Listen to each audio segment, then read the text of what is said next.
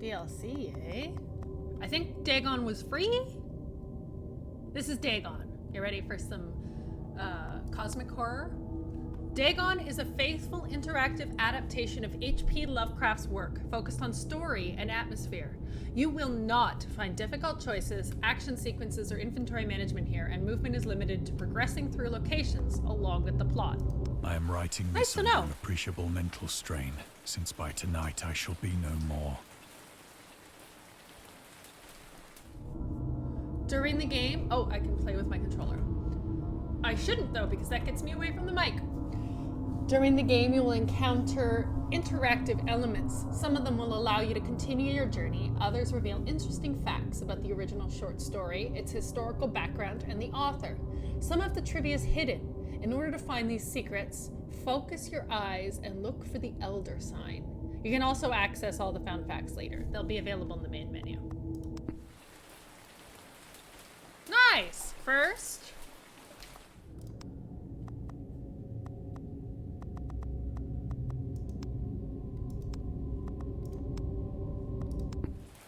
yeah, I'm remembering. Lovecraft's letters. As to my letters, my case is peculiar. I write such things exactly as easily and as rapidly as I would utter the same topic in conversation. Indeed, epistolary expression is with me largely replacing conversation, as my condition of nervous prostration becomes more and more acute. I cannot bear to talk much now, and am becoming as silent as the spectator himself. My loquacity extends itself on paper. So it's a letter from Lovecraft to Reinhard Kleiner in 1917. Throughout his life, Lovecraft penned about 100,000 letters to his friends and fans, out of which about 10% survive to this day. But his tendency to endless correspondence was a relatively late growth. In youth, I scarcely did any letter writing. Thanking anybody for a present was so much of an ordeal that I would rather have written a 250-line pastoral or a 20-page treatise on the rings of Saturn. Lovecraft would often skip meals to afford postage. Collections of his correspondence have been published in various books, and selected letters can be found online. Some readers consider them his most important legacy. And I do need to point out that Lovecraft is known for being incredibly racist. Lots of racist themes in his books and his writing. I've read quite a few of his stories. They are great, but I'm white, and it doesn't bother me too Penniless, much. and at the end of my supply of the drug which alone makes life endurable, I can bear the torture no longer, and shall cast myself from this garret window into the squalid street below. As in, it doesn't bother me, like, it's not personally offensive, but racism still obviously bothers me. So that's a conversation that I'd rather take a step back in and let somebody else lead that. The person who made this game, I'm not suggesting at all that they're racist, and they deserve the profits from it. And Lovecraft is dead. It's not like he's making more money off of his racism. Do not think from my slavery to morphine that I am a weakling or a degenerate. You're a weakling and a degenerate. When you have read these hastily scrawled pages, you may guess, though never fully realize, why it is that I must have forgetfulness or death.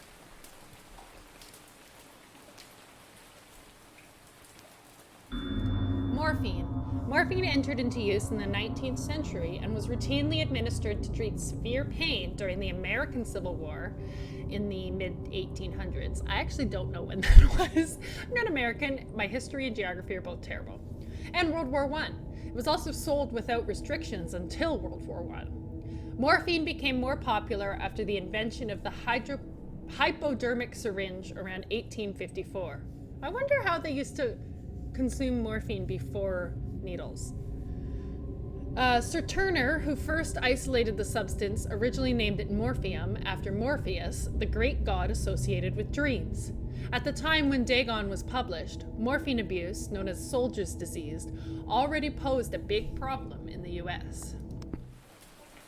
I am going to be looking at and reading everything, That's what kind of game this is. And I am on board.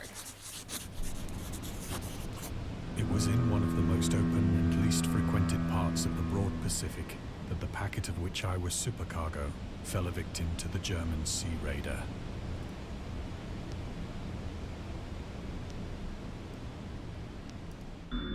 Lovecraft and the Great War.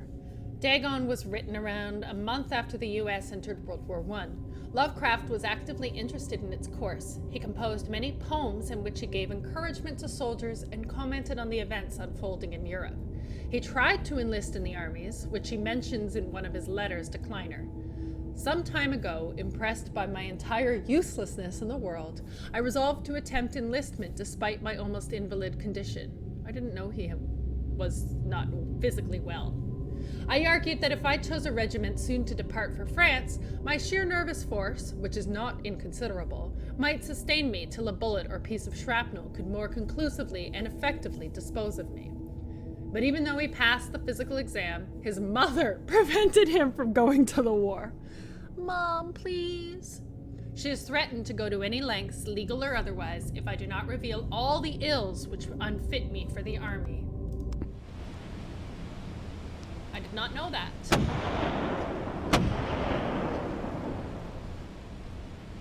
The Great War was then at its very beginning, and the ocean forces of the Hun had not completely sunk to their later degradation. So that our vessel was made a legitimate prize, whilst we of her crew were treated with all the fairness and consideration due us as naval prisoners.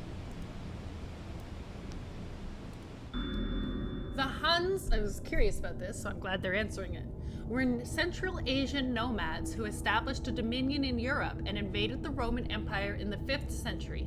They were known as brutal, deadly warriors and masters of quick raids, who also developed powerful composite bows, lassos, and early siege weapons.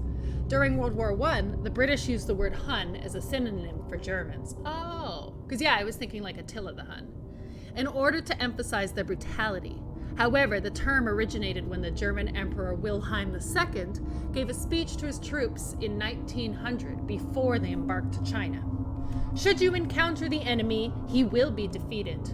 No quarter will be given. Prisoners will not be taken. Whoever falls into your hands is forfeited. Just as 1,000 years ago, the Huns, under their king Attila, made a name for themselves, one that even today makes them seem mighty in history and legend. May the name German be affirmed by you in such a way that in China, that no Chinese will ever again dare to look cross-eyed at a German. I hope that's not glossing over that. The refusal to take prisoners was a clear breach of the laws and customs of war adopted during the First Hague Convention in 1899. I am learning things here. Plus, the Dagon story is pretty fucked up. So liberal, unnerving, indeed, was the discipline of our captors that 5 days after we were taken, I managed to escape alone in a small boat with water and provisions for a good length of time. There must be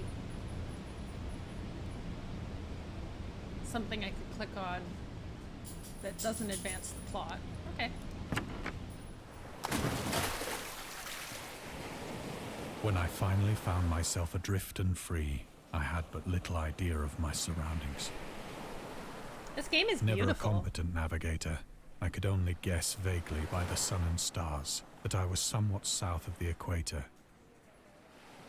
Of the longitude, I knew nothing, and no island or coastline was in sight. I would be abso-fucking-lutely useless if I were lost out at sea.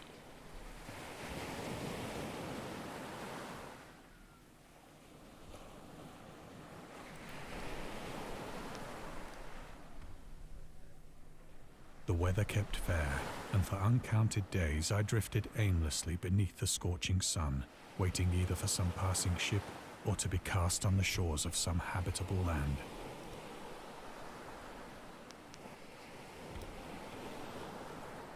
There it is. Dagon was written in July 1917 and was first published in 1919 in The Vagrant, an amateur magazine focused on the supernatural. The story is the first of his stories that introduced an element from the Cthulhu mythos, Dagon itself. A pagan cult worshipping Dagon later appears in The Shadow over Innsmouth, one of Lovecraft's most popular works. 1917 is also the year when he wrote The Tomb, a short story about Gervas Dudley, a daydreamer who discovers a mysterious mausoleum in the woods by his house and becomes obsessed with it. These two works marked Lovecraft's return to short story writing after he burned most of his attempts at the genre 9 years prior and decided to concentrate on poetry. Lovecraft stated that it was his friend William Paul Cook, a literary publisher and critic, who convinced him to start writing weird fiction again. But neither ship nor land appeared, and I began to despair in my solitude upon the heaving vastness of unbroken blue. The change happened whilst I slept. Its details I shall never know, for my slumber, though troubled and dream-infested, was continuous. Ah! What in the frig?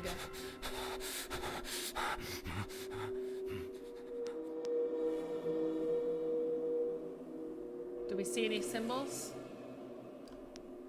When at last I awoke, it was to discover myself half sucked into a slimy expanse of hellish black mire, which extended about me in monotonous undulations as far as I could see, and in which my boat lay grounded some distance away.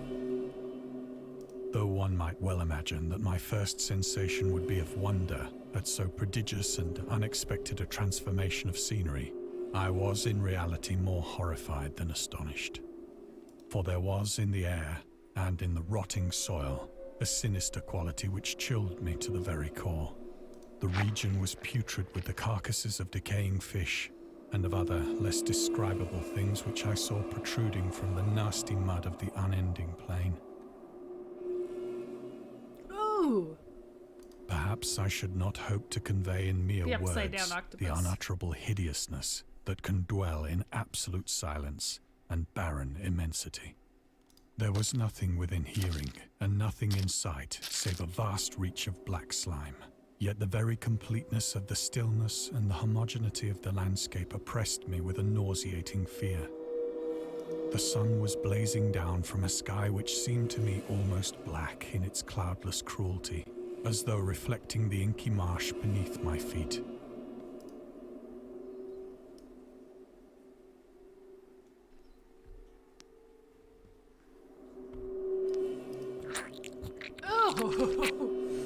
Squelchy. As I crawled into the stranded boat, I realized that only one theory could explain my position. Through some unprecedented volcanic upheaval, a portion of the ocean floor must have been thrown to the surface, exposing regions for which innumerable millions of years had lain hidden under unfathomable watery depths. So great was the extent of the new land which had risen beneath me that I could not detect the faintest noise of the surging ocean, straining my ears as I might. Nor were there any seafowl to prey upon the dead things. Yeah, I don't think birds should be eating this stuff. It'll probably make them sick.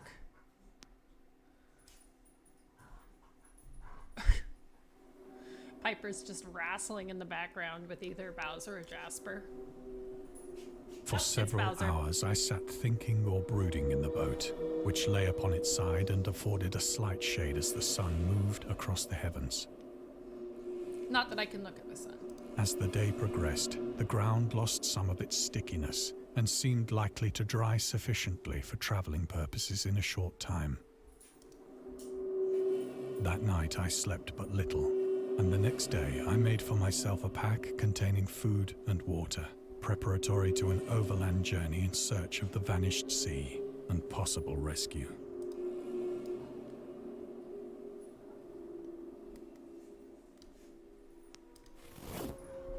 On the third morning, I found the soil dry enough to walk upon with ease. The odor of the fish was maddening, but I was too much concerned with graver things to mind so slight an evil, and set out boldly for an unknown goal. Oh, this is kind of creepy. That looks like a shark. I'm sure it's not. Is this a cephalopod or is it just a rock formation? Rock formation. All day I forged steadily westward, guided by a faraway hummock which rose higher than any Look at other that. elevation on the rolling desert. What's a hummock?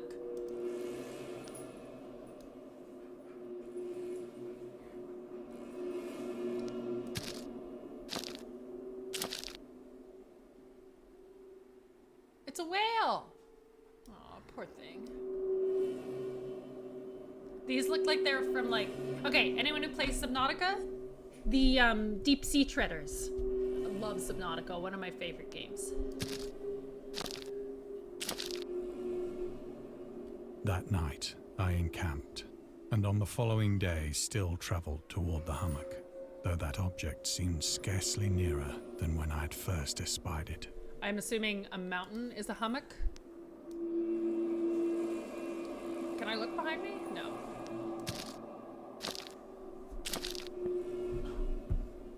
It did look closer. I don't know. Yeah, that's closer. By the fourth evening, I attained the base of the mound, which turned out to be much higher than it had appeared from a distance. An intervening valley setting it out in sharper relief from the general surface. Where's the valley? Too weary to ascend, I slept in the shadow of the hill. I know not why my dreams were so wild that night, but ere the waning and fantastically gibbous moon had risen far above the eastern plain, I was awake in a cold perspiration, determined to sleep no more. Such visions as I had experienced were too much for me to endure again, and in the glow of the moon I saw how unwise I had been to travel by day. Why? Without the glare of the parching sun, my journey would have cost me less energy. Indeed, I now felt quite able to perform the ascent which had deterred me at sunset. Picking up my pack, I started for the crest of the eminence. So I definitely was thinking we were doing the story I have said Shadow that over the unbroken Innsmouth. monotony of the rolling plain was a source of vague horror to me. Yeah, that freaks me out too. Anyone ever been out to like the prairies or the desert or something? So where I live and where I grew up, we've got trees everywhere. And one time we took a family trip out to Wyoming to see Yellowstone and the great Old Faithful. There we go. And when we were in the Dakotas, I found it very unnerving how you could stand there and just see so far away. And that's just like regular land, farmland, prairies. The unbroken monotony of the rolling plain here would have been vague horror to me as well. But I think my horror was greater when I gained the summit of the mound and looked down the other side into an immeasurable pit or canyon, whose black recesses the moon had not yet soared high enough to illumine. Oh, so I don't get to see it. I felt myself on the edge of the world, peering over the rim into a fathomless chaos of eternal night. Through my terror ran curious reminiscences of Paradise Lost, and of Satan's hideous climb through the unfashioned realms of darkness. As the moon climbed higher in the sky, I began to see that the slopes of the valley were not quite so perpendicular as I had imagined. Well, let's Ledges go. and outcroppings of rock afforded fairly easy footholds for a descent. Are you sure you want to go down Whilst there? after a drop of only a few hundred feet, the declivity became very gradual. I suppose there's nowhere else to go.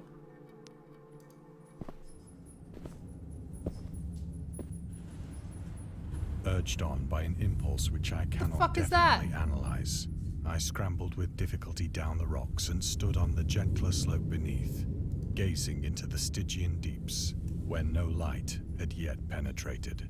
All at once, my attention was captured by a vast and singular object on the opposite slope, which rose steeply about 100 yards ahead of me, an object that gleamed whitely in the newly bestowed rays of the ascending moon. Nothing else for me to... yeah.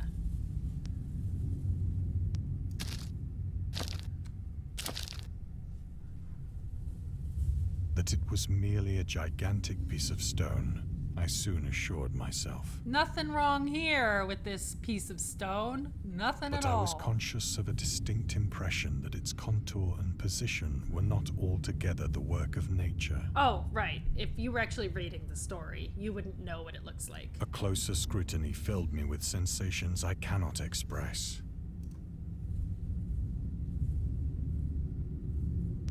For despite its enormous magnitude, and its position in an abyss which had yawned at the bottom of the sea since the world was young, I perceived beyond a doubt that the strange object was a well-shaped monolith. Yes? Whose massive bulk had known the workmanship and perhaps the worship of living and thinking creatures. I love it. Dazed and frightened, yet not without a certain thrill of the scientist's or archaeologist's delight, I examined my surroundings more closely.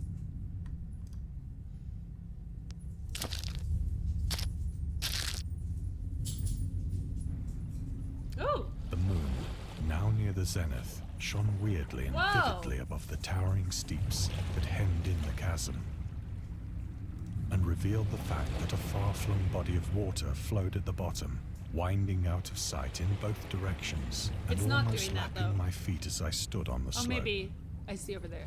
Across the chasm, the wavelets washed the base of the Cyclopean monolith, on whose surface I could now trace both inscriptions and crude sculptures. We are gonna go up and touch it, right?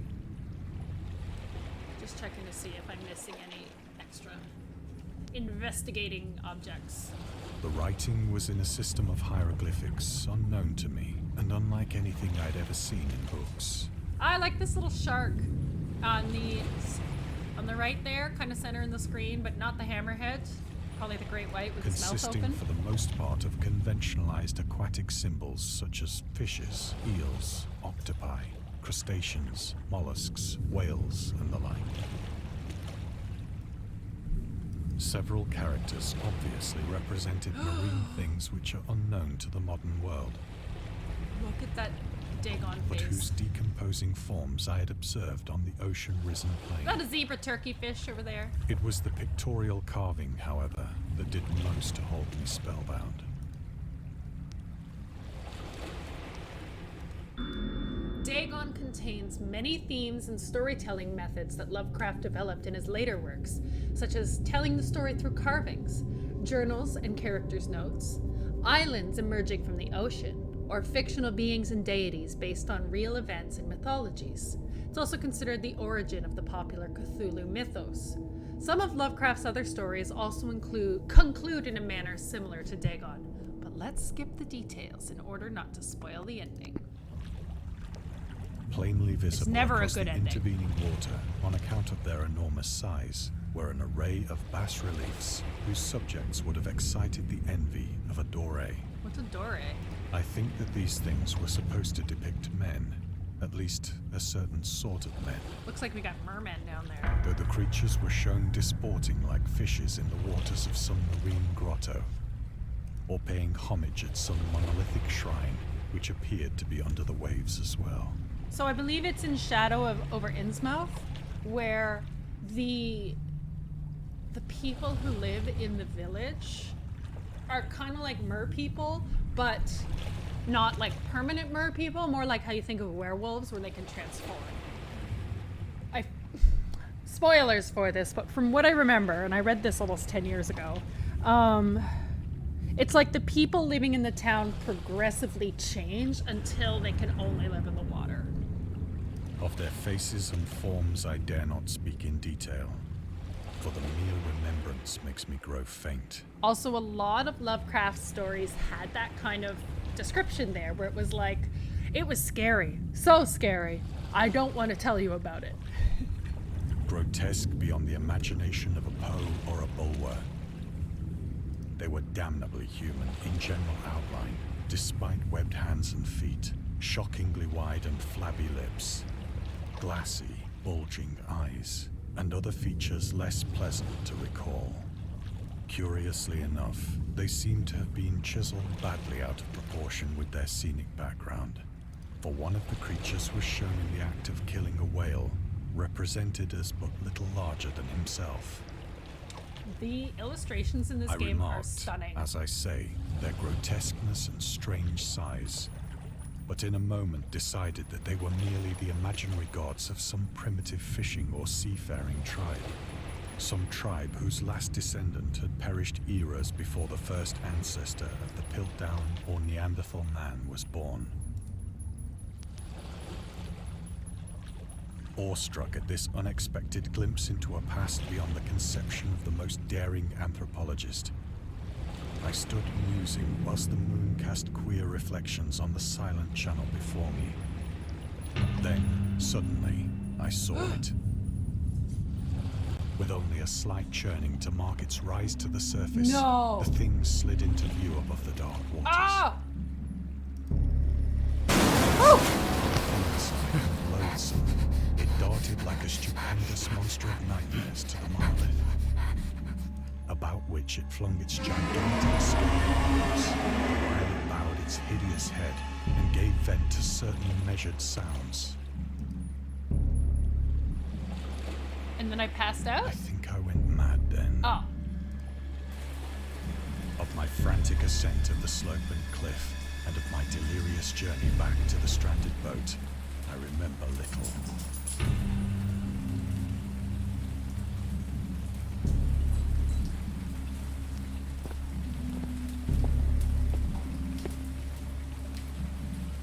I believe I sang a great deal and laughed oddly when I was unable to sing. I like this imagery here.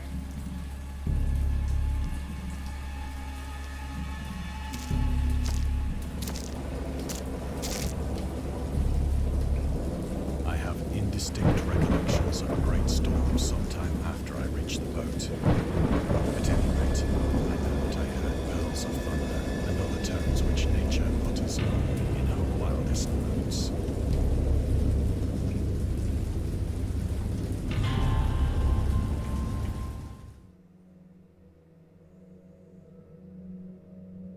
When I came out of the shadows, I was in a San Francisco hospital, Oh, lucky! brought thither by the captain of the American ship which had picked up my boat in mid-ocean. In my delirium, I had said much, but found that my words had been given scant attention. Of any land upheaval in the Pacific, my rescuers knew nothing, nor did I deem it necessary to insist upon a thing which I knew they could not believe.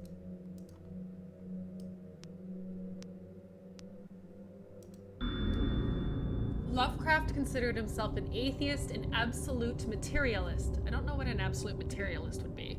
Maybe it'll tell us in this. Which he attributed partly to his early childhood interest in astronomy and science in general. In his own words, "I am indeed an absolute materialist so far as actual belief goes, with not a shred of credence in any form of supernaturalism, religion, spiritualism, transcendentalism, metempsychosis, or immortality. All I say is that I think it is damned unlikely that anything like a central cosmic will, a spirit world, or an eternal survival of personality exist. They are the most preposterous and unjustified of all guesses which can be made about the universe. And I am not enough of a hair-splitter to pretend that I don't regard them as errant and negligible moonshine. In theory, I am agnostic, but pending the appearance of radical evidence, I must be classed practically and provisionally as an atheist." All right, this was like, 100 years ago. It's like, why are you being so dramatic, dude?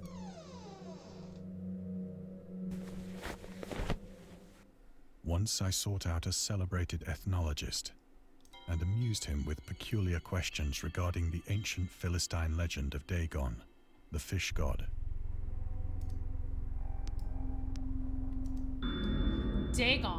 Dagon, was the main deity of the Philistines, worshipped throughout the Middle East as the ancient god of fertility and crops. In Hebrew, the word Dagon was a common noun for grain. The rulers of Akkad, Mesopotamia, chose him as the patron saint of their war conquests. He also appeared as the judge of the dead in an Assyrian poem and an underworld prison warder in one of the Babylonian texts. He is often mistakenly taken for a fish god due to the wrong interpretation of his name, as in Hebrew the word dag means fish. In Lovecraft's works, Dagon is an underwater deity ruling over the deep ones, a humanoid race with fish traits that resides in the oceans. He is worshipped by a secret cult called the Esoteric Order of Dagon.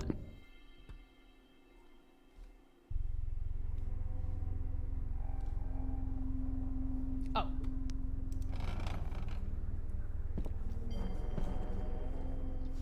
But soon perceiving that he was hopelessly conventional, I did not press my inquiries. Hopelessly conventional.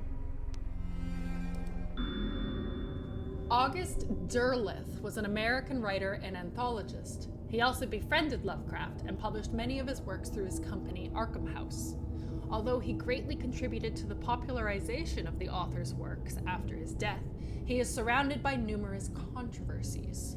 One of his most questionable decisions involved introducing the good versus evil doctrine, this guy was a devout Catholic, to the Cthulhu mythos, which contrasted with Lovecraft's view of the world and his approach to cosmic horror. Yeah, actually, that seems kind of ridiculous. Lovecraft was a dick, but anyway. As a result, the author's works are often misunderstood and misrepresented in today's culture. It's also worth noting that Lovecraft was never really interested in creating a mythology, and the term Cthulhu mythos was coined by Derleth after the author left the mortal plane.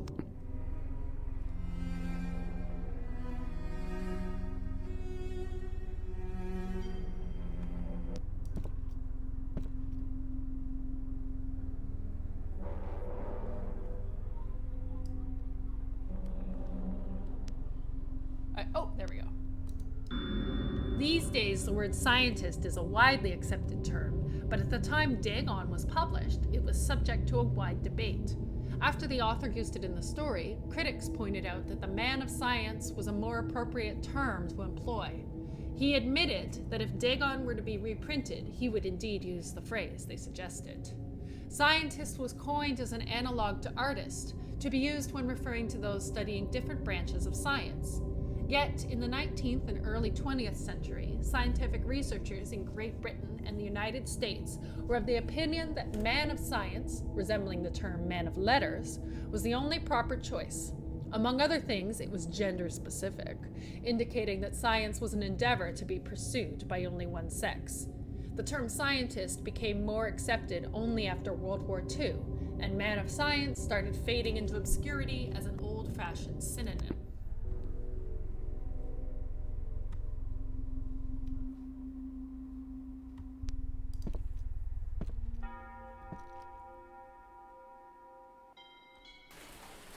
It is at night, especially back when here. the moon is gibbous and waning, that I see the thing. I tried morphine, but the drug has given only transient surcease, and has drawn me into its clutches as a hopeless slave. So now I am to end it all, having written a full account for the information or the contemptuous amusement of my fellow men.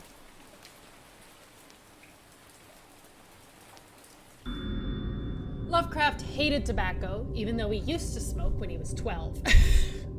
In order to look and feel like an adult, in his correspondence with his friend Kleiner, he claims that he quit as soon as he started wearing long pants. I'm missing a lot of context, I think, there, based on the era. He also had very strong opinions about alcohol, as evidenced by his letter to Zelia Brown in 1928. As for the matter of drinking, I have never tasted intoxicating liquor and never intend to, having a strong aesthetic disgust at anything which blunts or coarsens the delicate natural equipoise of the evolved human intellect and imagination. This guy is ridiculous. Sorry, is this how people talked? Drinking excited my personal repugnance, hence I don't drink. Let the herd do what they will. I am rather in favor of prohibition, the prohibition of any one antisocial force, as well as of any other. Guess he didn't like pot either, is my guess. Often, Wait, did he like morphine? I ask myself if it could not all have been a pure phantasm. a mere freak of fever as I lay sun-stricken and raving in the open boat after my escape from the German man of war. This I ask myself, but ever does there come before me a hideously vivid vision in reply. I cannot think of the deep sea without shuddering at the nameless things that may at this very moment be crawling and floundering on its slimy bed, worshipping their ancient stone idols and carving their own detestable likenesses on submarine obelisks of water-soaked granite. I dream of a day when they may rise above the billows to drag down into their reeking talons the remnants of puny, war-exhausted mankind. Of a day when the land shall sink and the dark ocean shall ascend amidst universal pandemonium.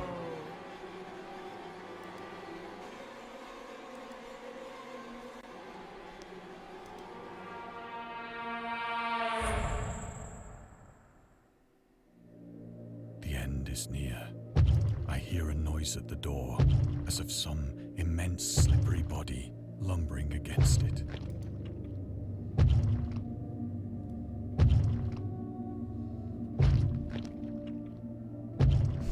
I've barred the door, I see. It shall not find me.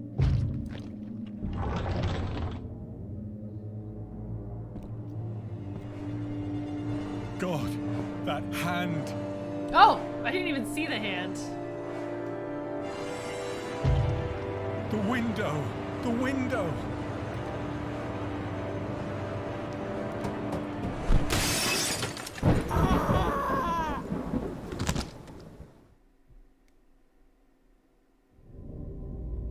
We hope you enjoyed immersing yourself in our little pool of cosmic horror. We would appreciate it if you took a moment to rate Dagon and check out the other games and DLCs.